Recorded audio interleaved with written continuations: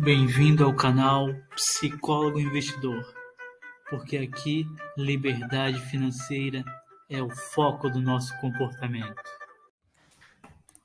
Olá pessoal, tudo bem? No vídeo de hoje vamos desmistificar um pouco sobre os dividendos. Então me acompanhe em mais um vídeo. Vamos lá. Mas afinal de contas, o que é esse tal de dividendo? Bom, o dividendo é uma forma de remuneração que as empresas fazem aos seus acionistas de tempos em tempos. Esta remuneração é feita em dinheiro e é anunciada pelo Conselho de Administração, então estabelecida uma data para o seu pagamento, que é a famosa data-com. Os dividendos são, portanto, a parte que os investidores têm dos lucros da companhia, uma vez que são sócios dessa empresa.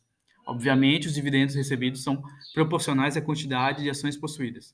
Quanto maior o número de ações, maior será o valor dos dividendos recebidos.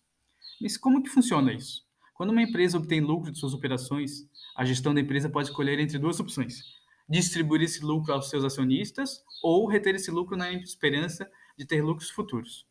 Mas uma companhia precisa crescer os lucros de forma representativa para justificar a retenção dos lucros, ao invés de distribuição dos dividendos. A frequência da distribuição dos dividendos pode variar em termos temporais. Ela pode ser mensal, como por exemplo no Banco do Bradesco, pode ser trimestral, como por exemplo no Banco Santander, semestral, como por exemplo na Sanepar, ou até mesmo uma vez por ano. Um fator interessante é que os dividendos são pagos independente da variação da cotação de uma ação. As ações podem estar em queda ou em alta, e seu patrimônio oscilar, mas os dividendos são pagos independente das condições do mercado. Ou seja, quando ocorre essa oscilação do valor das empresas, você consegue comprar boas empresas com bons fundamentos na promoção, se aproveitando das oscilações da mesma. Tá, e como ocorre no Brasil? Os dividendos dependem apenas da capacidade da empresa de gerar caixa para pagar dividendos, não do humor do mercado acionário. As empresas pagam dividendos geralmente são empresas com posicionamento de mercado sólido, estão em estágio mais maduro, já tendo passado por um ciclo de crescimento elevado no passado e que agora apresentam taxas moderadas de crescimento. No Brasil existe a figura do juros sobre capital. Mas o que é isso? É uma forma de dividendo que existe e foi criada através da legislação durante a década de 90. Quais são os principais indicadores de dividendos? Quem acompanha estratégia de investimento baseada em dividendos deve acompanhar algumas métricas muito importantes. Essas métricas demonstram e ajudam o investidor a ter uma visão sobre a saúde da empresa e se determinada empresa é interessante para o investidor focado em dividendos. As métricas mais importantes para quem quer estudar sobre dividendos são o dividend yield, o endividamento e o payout. O dividend yield é a métrica que resulta da divisão dos dividendos pagos nos últimos 12 meses pelo preço atual de uma ação. Por exemplo, se uma empresa pagou R$ 1 de dividendo nos últimos 12 anos e vale R$ 20 na bolsa, o seu dividend yield será de 5%. Ou seja, divide R$ 1 que ela pagou de dividendo no último ano e com relação ao R$ 20 da cotação dela atual. Em teoria, quanto maior o dividend yield, melhor. Porém, na prática, existem diversas empresas com dividend yield elevado, mas que não são bons investimentos, pois seus dividendos não são sustentáveis. Um exemplo prático disso é a Petrobras, que teve, no momento atual que grava esse vídeo, quase 50% de dividend yield. Porém, são empresas cíclicas que não têm previsão de dividend yield.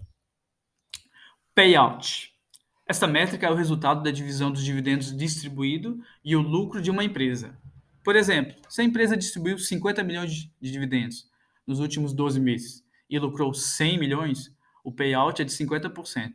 Dividimos 50 milhões que são pagos de dividendo por 100 milhões do lucro. O valor que não é distribuído na forma de dividendo é retido pela empresa. É usado para a empresa fazer investimentos, realizar aquisições, reduzir o seu endividamento, comprar material, ampliar, abrir novas sedes, comprar tecnologias, enfim, ampliar o seu escopo de atuação no cenário.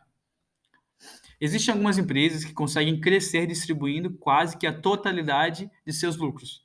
Essas empresas conseguem crescer distribuindo dividendos, costumam ser ótimos investimentos.